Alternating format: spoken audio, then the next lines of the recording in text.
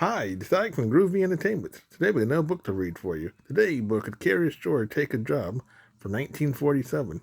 So let's get started. This is George. He lives in the zoo. He was a good little monkey and always very curious. He wanted to find out what was going on outside the zoo. One day, when the keeper was not paying attention, George got hold of the key for the cage. When the keeper discovered what had happened, it was too late. George was gone. Where was George? They looked for him everywhere, but they could not find him. George was hiding in the hay of his friend, the elephant. Finally, the keeper gave up looking for him. George found a nice cozy spot to sleep under the elephant right ear, and next morning, before the zoo opened, he got away safely. Once in the street, George felt a little scared. What should he do in the big city? Maybe he could find his friend, the man with the yellow hat, who had brought him over from Africa a long time ago. Only George did not know where he lived. There was a bus stopping at the corner. George had never ridden on one. Quickly, he climbed a lamppost, jumped on top of the bus, and off they went. Now they was right in the center of town.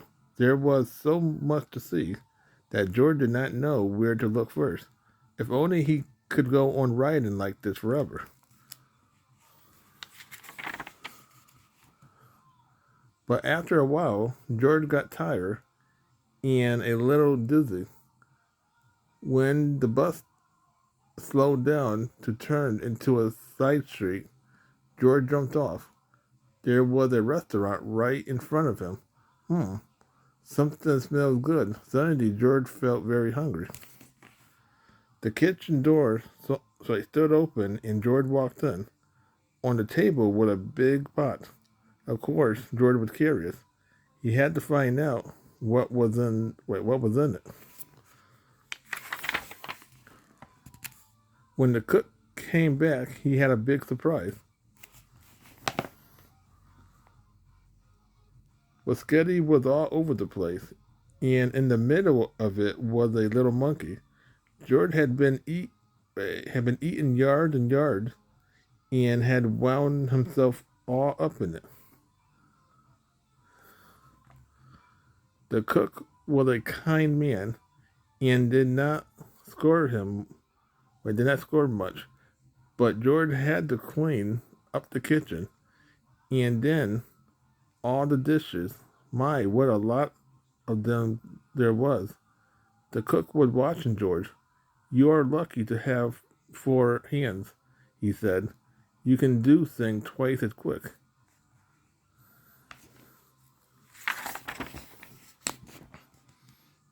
I have a friend who could use a handy little fellow like you to wash windows if you would like to.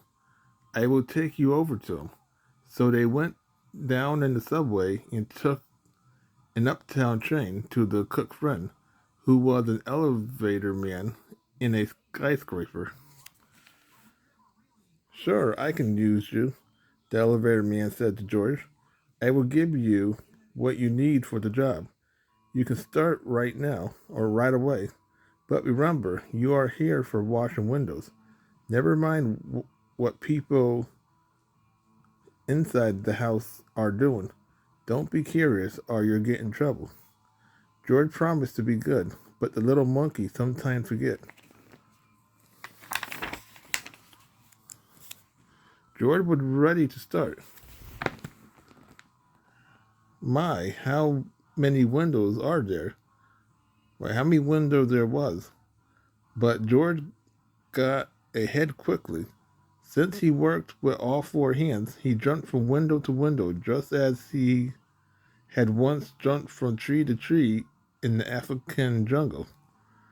For a while, George stuck to his work and did not pay any attention to the people inside. Of course, he was curious, but he remembered his promise.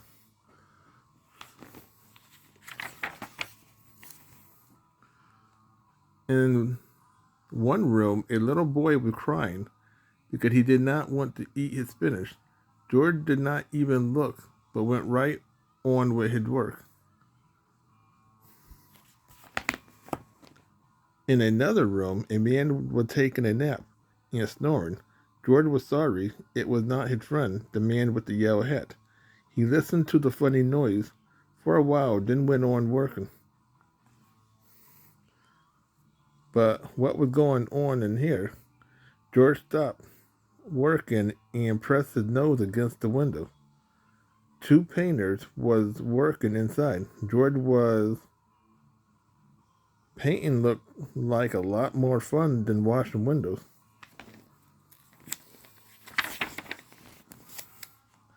The painter was getting ready to go out for lunch. The minute they left, George climbed inside. What wonderful paints and brushes they had. George could not resist.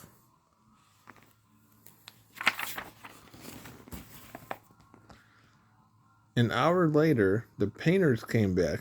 They opened the door and stood there with their mouth wide open. The whole room had changed into a jungle with palm trees all over. The walls, and a giraffe, and two leopards, and a zebra, and a little monkey was busy painting himself on one of the trees. The painter knew what had happened.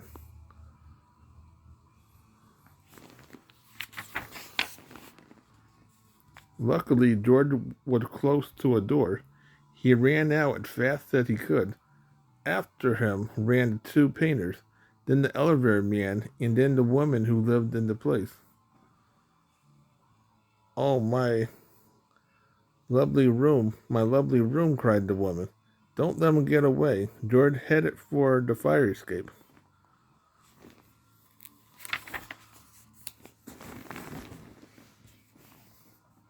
George reached the end of the fire escape.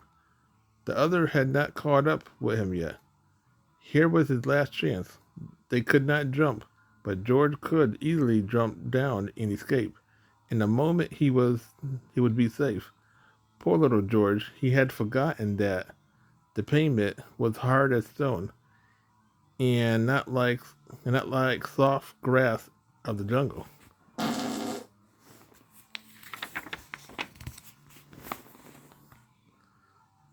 Too bad the fall broke his leg and an ambulance came to take George to the hospital. "He got what he deserved," said the woman, "making my apartment into a jungle indeed. I told him he would get in trouble," the elevator man added. "He was too curious." George had to lay in bed with his legs high up in a plaster cast. He was very unhappy, and and it had all started out so nicely. If only he had not been so curious, he could have had lots of fun. Now it was too late.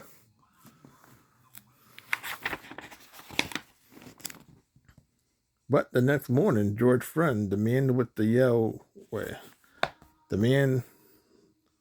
big yellow hat, was buying his newspaper. Suddenly, he got very excited.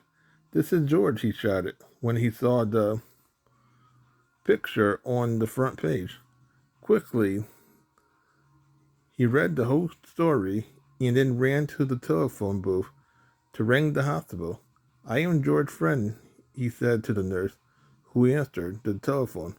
"Please take good care of him so that he will get better quickly. I want to take him to a movie studio and make a picture about his life in the jungle. Don't let him get into any more mischief until I take him away."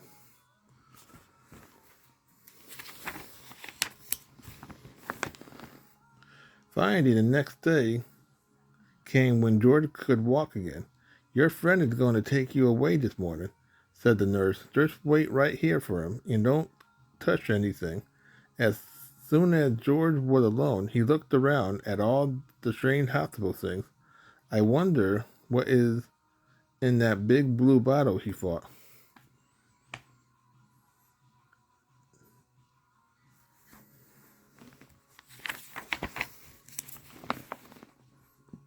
And this is how the man with the yellow hat found George when he came to call for him.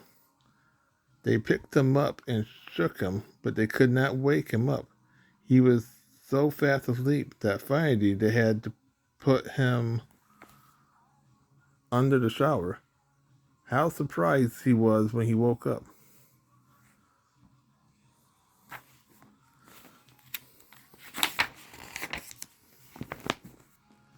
George said goodbye to the nurse and the kind doctors.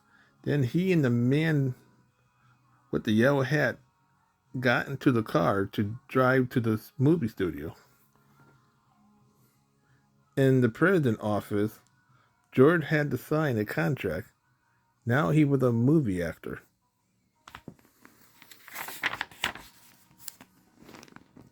In the studio, George was kept so busy all the time that he forgot to be curious.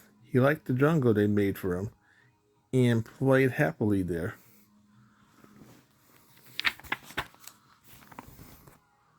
And when the picture was finally finished, George invited all of his friends to see it. The doctor and the nurse and the ambulance driver and the man from the newsstand and the woman and the elevator man and the two painters and the cook and the reporter and all the keeper of the zoo.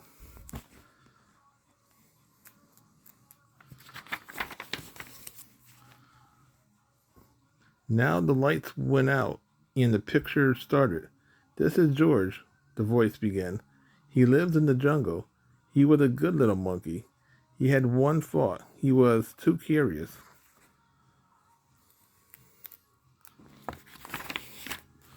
So that was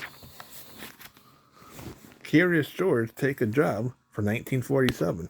So if you like, subscribe, share, and comment, have a groovy day with another video coming out real soon.